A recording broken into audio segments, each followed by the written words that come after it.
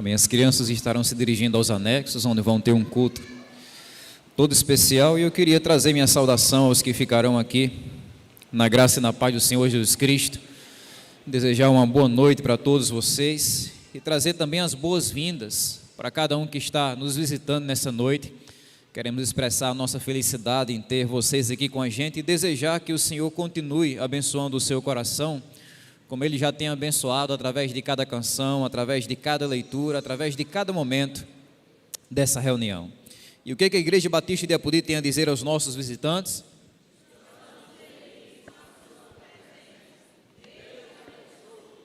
Deus te abençoe. Amados, quero convidar vocês juntos para, como já divulgado, abrirmos a palavra no Evangelho que Mateus escreveu, e vamos fazer a leitura no capítulo 9 do Evangelho de Mateus, do versículo 35 ao versículo 38, para a gente pensar um pouquinho nessa noite sobre a movimentação da evangelização. A ideia é que eu venha expor a palavra nessa noite, e já vou adiantando para os irmãos que vou precisar sair um pouco mais cedo, antes do término do culto, para servir os nossos irmãos aí na congregação do Bacurau, ministrando a ceia para eles no finalzinho do nosso culto. Mas nós vamos ler esse texto e entender o que Deus tem a falar através dele sobre esse assunto tão relevante para a nossa vida espiritual e nossa vida como igreja, que é o assunto da evangelização.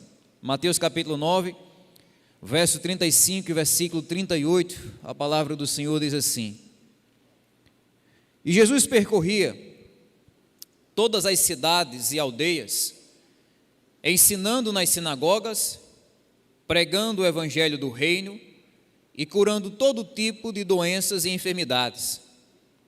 Ao ver as multidões, Jesus se compadeceu delas, porque estavam aflitas e exaustas, como ovelhas que não têm pastor. Então Jesus disse aos seus discípulos: A seara é grande, mas os trabalhadores são poucos. Por isso, peçam ao Senhor da seara que mande trabalhadores para a sua seara. Que Deus assim nos abençoe com essa passagem das Escrituras. Se a gente parasse nessa noite para analisar como aconteceu a experiência de salvação de cada pessoa que se encontra nesse lugar, como é que cada um encontrou Jesus, como é que cada um foi transformado, como é que cada um recebeu o Evangelho, a gente notaria que essa experiência de salvação aconteceu de uma maneira muito variada. A nossa experiência de salvação é muito única, é muito diferente de crente para crente. A gente poderia notar uma pessoa nessa noite que foi salva já na mais tenra idade, quando era novinho, outro foi salvo na adolescência, outro foi salvo já na vida adulta, na velhice. A gente notaria uma pessoa que foi salva logo de primeira, ouviu o Evangelho, se arrependeu dos pecados, confiou em Jesus. Outra pessoa passou por um longo período vindo para a igreja, realizando e participando de estudo bíblico, para depois encontrar a salvação. A gente encontraria alguém aqui que foi salvo em Apodi, a gente encontraria alguém que foi salvo em Mossoró, a gente encontraria uma pessoa que foi salva do pecado A, outra pessoa, outro crente que foi salvo do pecado B e outro do pecado C. A nossa experiência de salvação muda muito de crente para crente. Mas um fator em comum que a gente perceberia nessa entrevista sobre a nossa experiência de salvação é que toda a nossa experiência de salvação aconteceu através daquilo que nós chamamos de evangelismo. Ou seja, ela aconteceu quando uma pessoa, usada por Deus, se aproximou de nós, compartilhou o Evangelho e isso resultou na nossa salvação. Seja através do evangelismo num raio, pessoalmente, na internet, num panfleto evangelístico, mas o fato é que o caminho até Jesus Cristo que a gente encontrou, ele foi pavimentado pelo evangelismo. Alguém que foi usado por Deus para nos falar sobre um Jesus que nos trouxe salvação. Foi nesse caminho que a gente acreditou nas boas novas, foi nesse caminho que a gente se arrependeu dos nossos pecados, foi nesse caminho que nós fomos reconciliados por Deus. Humanamente falando, igreja, o presente mais inestimável e inacreditável que eu e você já recebemos na nossa vida, ele foi entregue pelas mãos do evangelismo. Isso mostra para nós que quando a gente fala sobre evangelismo, a gente está falando sobre uma das coisas mais importantes que eu e você podemos fazer nesse mundo. O evangelismo é um ato de implicações eternas. O evangelismo é um ato de consequências que conseguem mudar não só o nosso rumo nessa vida, mas o nosso rumo na eternidade. É uma das coisas mais importantes que nós podemos fazer como igreja, é compartilhar o evangelho, aquilo que nós chamamos de evangelizar. Mais importante do que compartilhar conselhos que as experiências da vida trouxeram para o nosso coração, mais importante do que compartilhar uma vaga de emprego na sua empresa para alguém que está precisando, mais importante do que compartilhar seu dinheiro numa esmola, mais importante do que compartilhar um órgão físico do seu próprio corpo para alguém que está precisando, mais importante do que tudo isso é você compartilhar Jesus. É o maior bem, não estou dizendo que é o único, a gente pode fazer isso tudo, mas é o maior bem que a gente pode fazer nessa terra, é compartilhar a boa nova da evangelização, da salvação de Deus. Mas para isso, irmãos, para que a gente possa cumprir fielmente essa tarefa, a gente precisa entender como é que ela se encaixa na nossa vida. A gente precisa entender como é que o crente, ele vivencia o evangelismo, ele é apto para compartilhar essa boa nova da salvação. E é aqui onde a gente chega no nosso texto. Aqui no texto a gente tem o exemplo do maior evangelista que esse mundo já viu. Não foi Billy Graham, não foi George Whitefield, não foi Charles Spurgeon, não foi o apóstolo Paulo ou Pedro, foi Jesus Cristo, aquele que era não só o maior mensageiro que esse mundo já viu, como também a própria mensagem encarnada da salvação. E olhando aqui, tanto para o exemplo, como também para o ensino de Jesus, a gente consegue entender como é que a movimentação da evangelização acontecia na vida dele, primeiro, e como é que ela deve acontecer também na nossa vida. A primeira e mais básica verdade que esse texto vai destacar para nós é que o evangelismo acontece com ação. É o que a gente vê em Jesus aqui. Um Jesus que está agindo, percorrendo ali os diferentes lugares, para quê? Para evangelizar, para compartilhar a boa nova. Se a gente lê tanto essa passagem, como também o restante do Evangelho de Mateus, o restante dos evangelhos que registram a vida de Jesus Cristo, a gente sempre vê um Jesus que está em movimento. Um Jesus que sempre está agindo para que mais e mais pessoas conheçam a mensagem do Evangelho, mesmo que ele esteja inserido num contexto que é totalmente desfavorável para isso que ele está fazendo, ele continua fazendo isso, porque a essa altura do ministério de Jesus, irmão, Jesus estava sob fogo pesado, sabe, ele estava abrindo a boca dele para falar num contexto onde as pessoas queriam fazer ele se calar, ele não pregar essa mensagem. A gente vê a família de Jesus chamando ele de maluco, não estava nem se alimentando naquela correria do ministério, ele está doido, ele está fora de si. A gente vê os fariseus chamando Jesus Cristo de lunático, de mentiroso. Lá no capítulo 12 de Mateus vão chamar Jesus de ser o próprio agente do diabo, mas a reação de Jesus a esse tipo de acusação, de ataque, qual foi? Foi a evangelização. Ele perseverou na missão dele, sabe, ele não deixou o barulho do mundo em silenciar a sua boca, ele não deixou o ódio do mundo matar o amor que ele tinha para compartilhar. Foi por isso que ele evangelizou, né? Ele continuou percorrendo aqueles lugares, mostrando para nós uma lição bem interessante, logo de início nesse contexto, que muitas vezes, meus irmãos, a nossa missão da evangelização, ela vai acontecer debaixo do fogo da perseguição.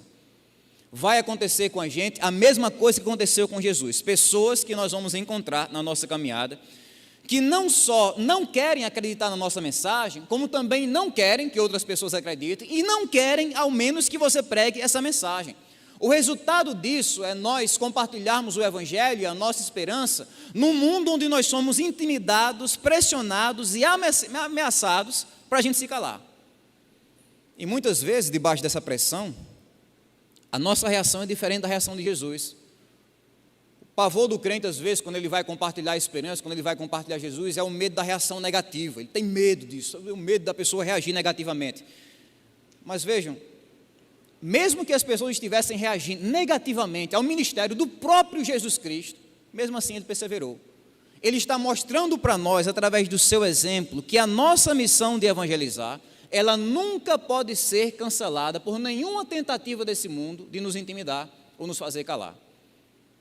Não sei se existe, se não existe a gente vai criar, mas a missão que nós temos é uma missão incancelável. É uma missão que não pode ser cancelada por nenhum ataque que a gente encontre lá fora. Mas além disso, outra verdade sobre o evangelismo de Jesus é que esse evangelismo era um evangelismo imparcial, né? O texto vai dizer no versículo 35, Jesus percorria todas as cidades e aldeias. Num primeiro instante, Pode parecer que Mateus ele está simplesmente trazendo para nós aqui algumas informações geográficas aleatórias sobre o ministério de Jesus. Ele foi por ali, ele foi por lá, ele foi para o sul, ele foi para o norte. Mas se a gente olhar direitinho para esse texto, a gente encontra um sentido maior aqui, irmãos. Por um lado, a gente vê Mateus falando das cidades, né? Que eram as cidades?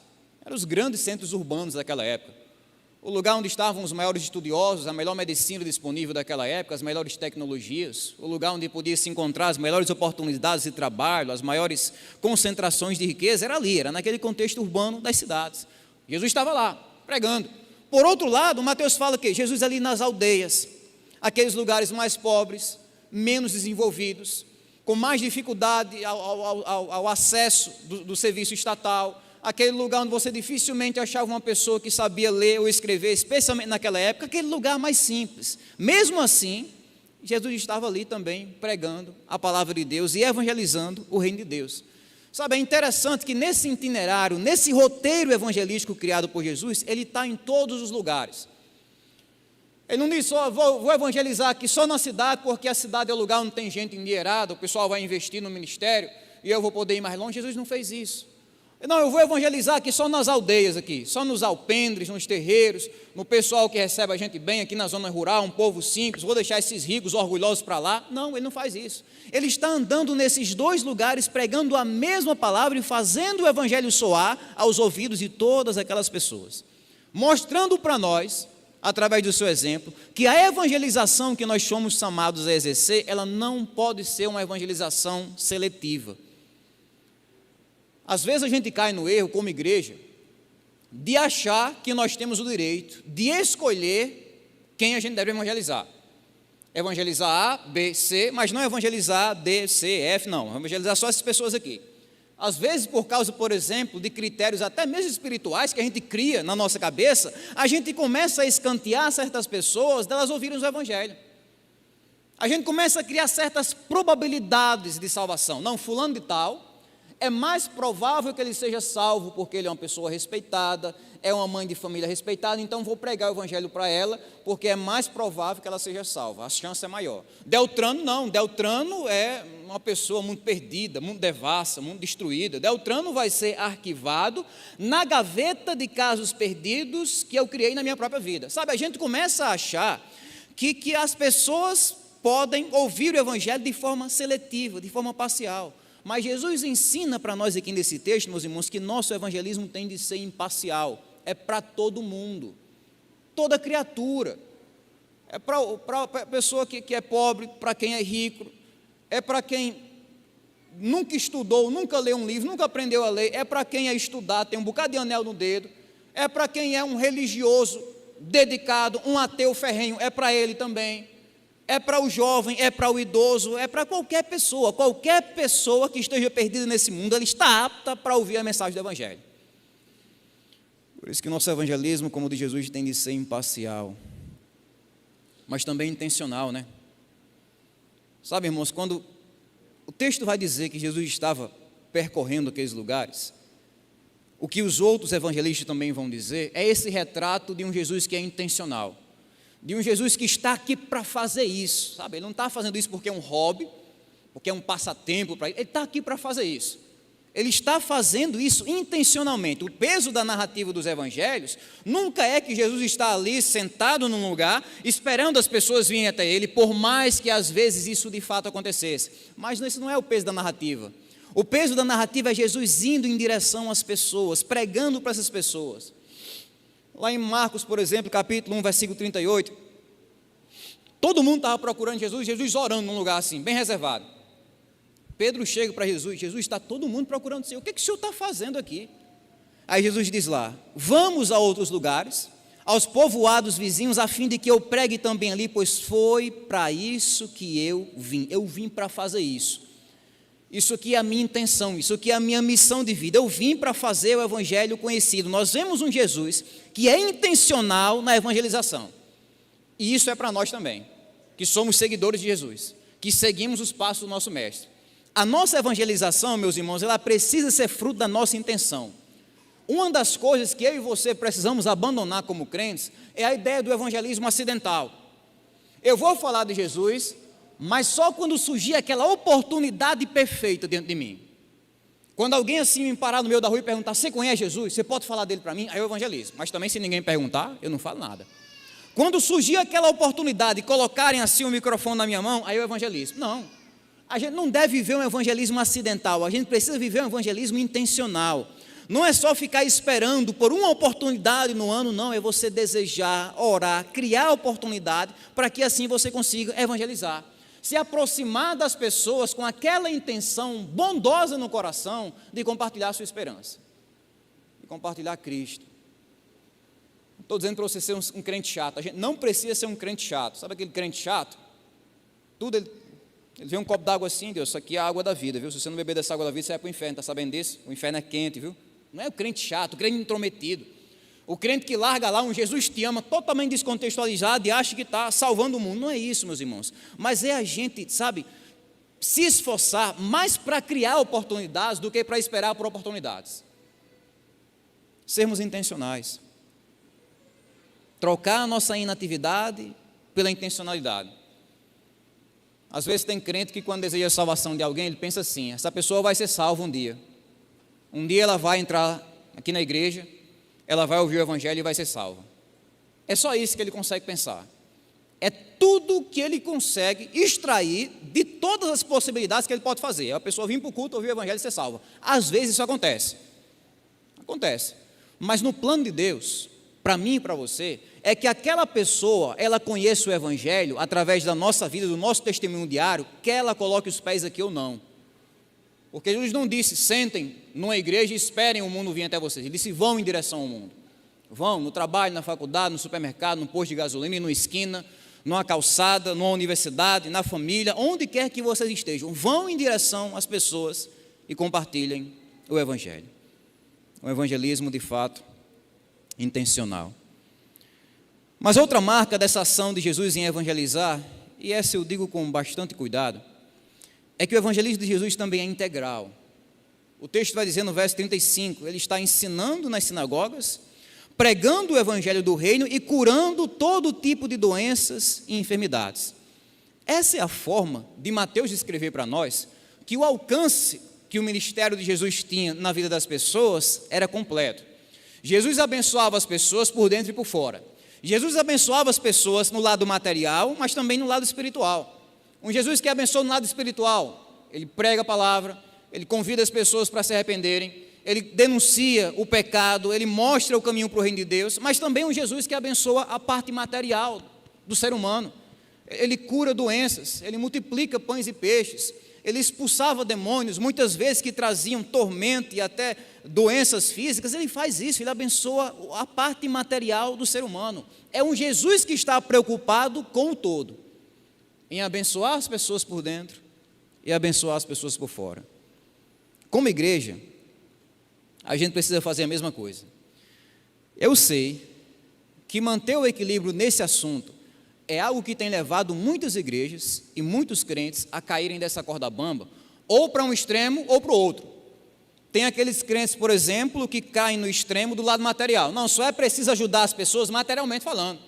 É só você dar uma cesta básica, é só você pagar um papel de energia, é só você ajudar a comprar um remédio, é só você contribuir para um exame, é só você oferecer uma oportunidade de emprego, é só você se envolver num projeto social e aí tudo vai estar resolvido. E não está.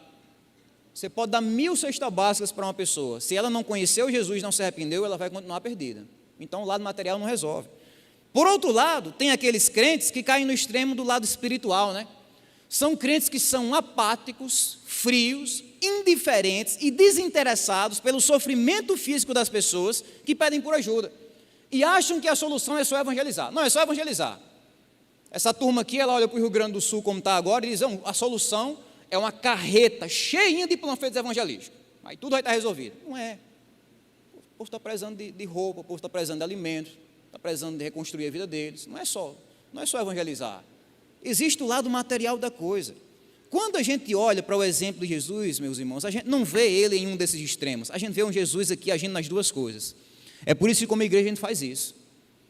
Aqueles de vocês que são mais atentos, vocês entraram na igreja, olharam para a sua esquerda ali e vocês viram umas cestas cheias de alimentos, que todos os meses a gente está ali juntando, distribuindo, fora a quantia financeira, o orçamento da igreja que a gente destina para ajudar pessoas materialmente, porque isso faz parte da nossa missão como igreja.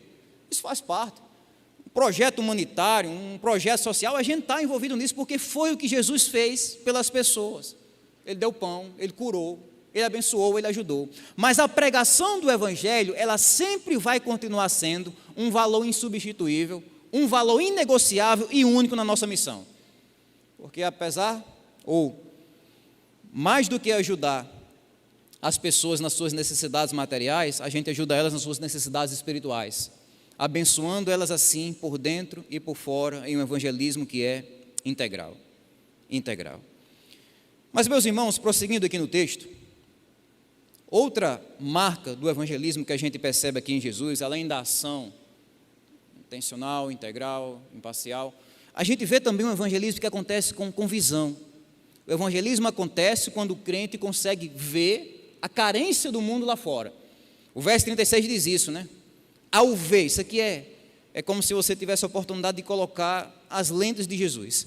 Ao ver as multidões, aí depois ele diz, aflitas e exaustas, como ovelhas que não têm pastor. É assim que Mateus ele vai descrever a visão de Jesus.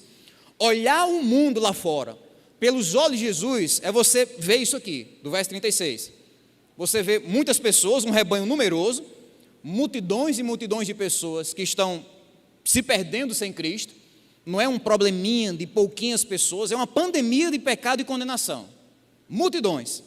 Jesus vê também um rebanho que está exausto, que está aflito. Eram pessoas que estavam tentando cumprir aquelas regrinhas religiosas que os fariseus estavam criando para conseguirem salvação, regras essas que nem procediam de Deus e muito menos levavam para Deus. E o pessoal estava cansado de tentar obedecer aquilo tudo, aquela religiosidade que não fazia sentido. Um rebanho que estava também abandonado, né? Como o texto vai dizer, porque aqueles que teoricamente deveriam cuidar do povo, escribas, fariseus, mestres da lei, na verdade estavam destruindo o povo, se aproveitando do povo. Quando Jesus olhava para aquelas pessoas, era assim que ele via elas. Ele enxergava além da carcaça, ele enxergava além das aparências, ele via a carência espiritual daquelas pessoas que viviam sem Deus. E meus irmãos, para a gente viver o evangelismo sério, na nossa vida diária, a gente precisa ver com os olhos de Jesus. Você sabe qual é um dos maiores impedimentos para a nossa vida missionária? Uma das coisas que mais travam o crente para ele não compartilhar Jesus, sabe o que é? É porque a gente se deixa levar pelas aparências. É porque a gente se engana com as aparências. Sabe, nós olhamos para um mundo lá fora de pessoas saudáveis, felizes, sorridentes, educadas, prestativas, bem arrumadas, perfumadas, trabalhadoras, e a gente acha que pelo simples fato dessa fachada, dessa aparência estar intacta, então necessariamente essas pessoas estão bem, porque elas parecem bem. É por causa disso, dessa visão materialista da coisa, sabe, a visão das coisas aqui fora, que a preocupação com o lado espiritual, com o futuro eterno daquelas pessoas, é drenada do nosso coração. É por isso que a gente precisa, meus irmãos, ajustar a nossa visão e enxergar o mundo como Jesus enxergava, um mundo que está carente, um rebanho que está exausto, pessoas que estão procurando alegria nos pecados e não estão encontrando. Festas, drogas, violências, vaidade, criminalidade, orgulho, arrogância, pessoas que estão exaustas de procurar alegria nisso e não encontram.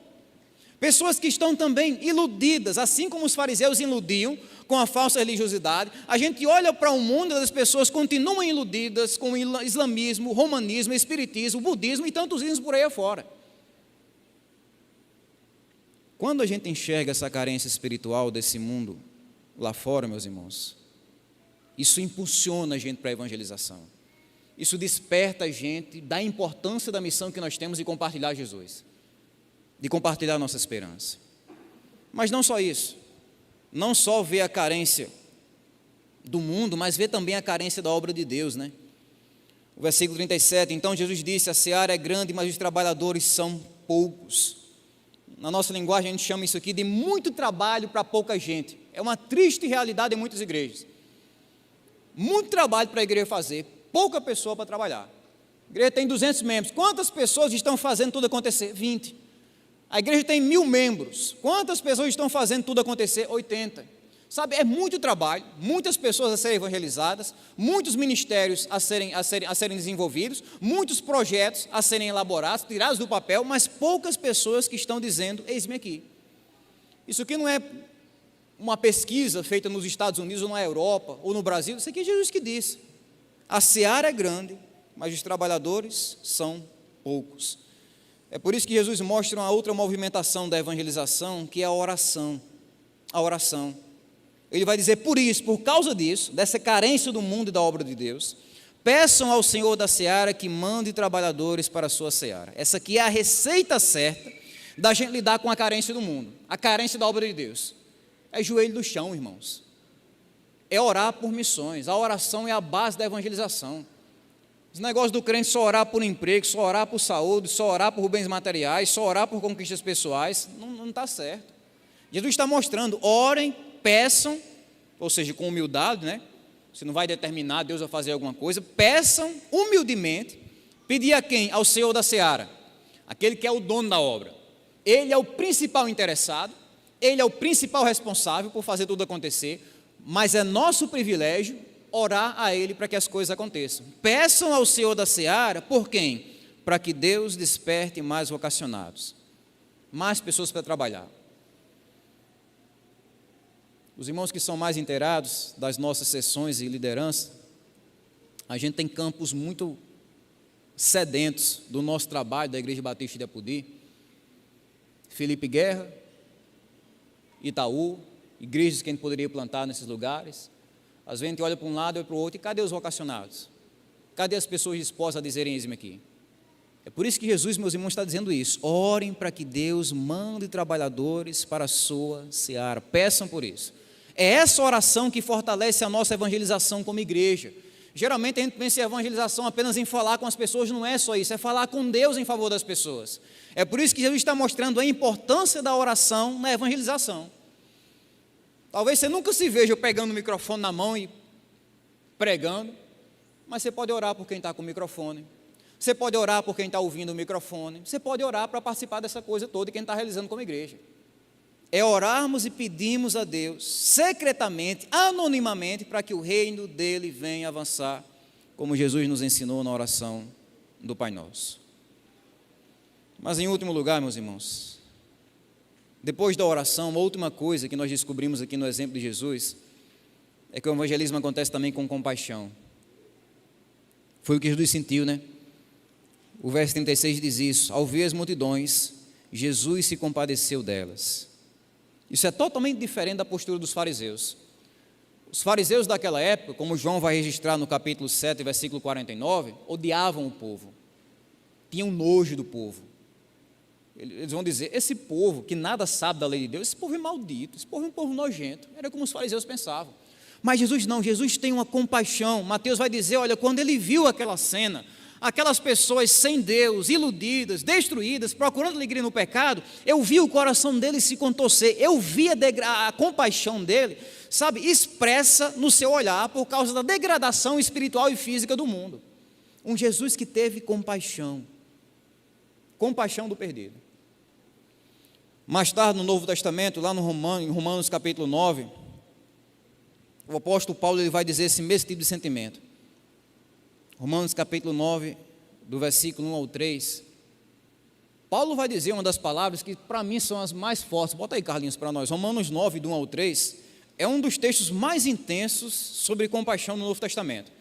Romanos 9, do 1 ao 3, Paulo diz isso, do 1 ao 3, começando do 1, Carlinhos. Eu digo a verdade em Cristo, eu não minto, e a minha consciência confirma isso por meio do Espírito Santo.